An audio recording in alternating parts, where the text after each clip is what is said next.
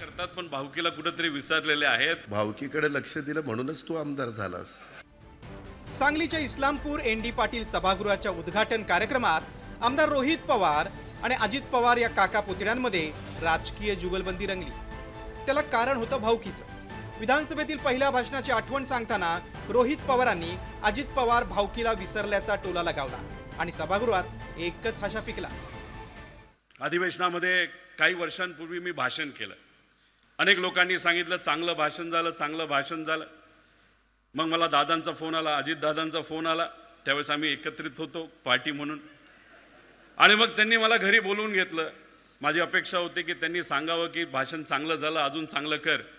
त्यांनी सांगितलं की भाषण चांगलं झालं, पण एक गोष्ट महत्त्वाची तुला सांगतो. म्हणलं काय? अरे भाषण देत असताना, अधिवेशनामध्ये बोलत असताना तुझ्यावर कॅमेरा असतो, जरा बटणं जरा वरपर्यंत लावत जा. म्हणजे एवढं बारकाईने लक्ष त्या काळामध्ये माझ्यावर होतं. आता ते गावकीचा विचार करतात पण भावकीला कुठेतरी विसरलेले आहेत. अर्थमंत्री आहेत, कुठेतरी निधीच्या बाबतीत त्यांनी तिथं विचार करावा अशी मी विनंती करतो. तोच धागा पकडून अजित पवारांनी रोहित पवारांना विधानसभा निवडणुकीत मदत केल्याची अप्रत्यक्ष कबुली दिली. एवढंच नाही तर माझ्या नादाला लागू नको म्हणत अजित पवारांनी रोहित पवारांना सुनावलंय. बोलत असताना काहींनी सांगितलं किंवा दादा गावकीकडे लक्ष आहे, भावकीकडे पण लक्ष द्या. भावकीकडे लक्ष दिलं म्हणूनच तू आमदार झालास. जरा जयंतराव त्याला विचारा किती मतं पडली. पोस्टल बॅलेटमध्ये आलाय आपण. त्याच्यामुळं माझ्या कुणी नादी लागू नका. खरं तर सांगलीतील कार्यक्रमाआधीच सूरज चव्हाण यांच्या नियुक्तीवरून रोहित पवारांनी अजित पवारांच्या पक्षावर टीका केली होती.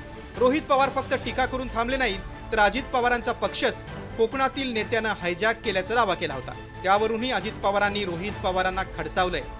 आम्हाला बाहेरून वाटतं की दादा हे प्रमुख आहेत त्या पक्षांचे, पण असं दिसतंय की त्या पक्षामध्ये काही एका कोकणातल्या नेत्याने त्या पक्षाला हायजॅक केलेलं आहे. ते अजितदादांचाच पक्ष आणि त्यातले काही आमदार घेऊन हे लोक सर्व BJPमध्ये जातील. म्हणूनच काल तुम्ही जर बघितलं असेल की सूरज चव्हाणची नियुक्ती करत असताना दादा तिथं नाहीत, कारण दादांनी त्या गोष्टीचा विरोध केला होता. आपल्याला साध्य काय करायचंय?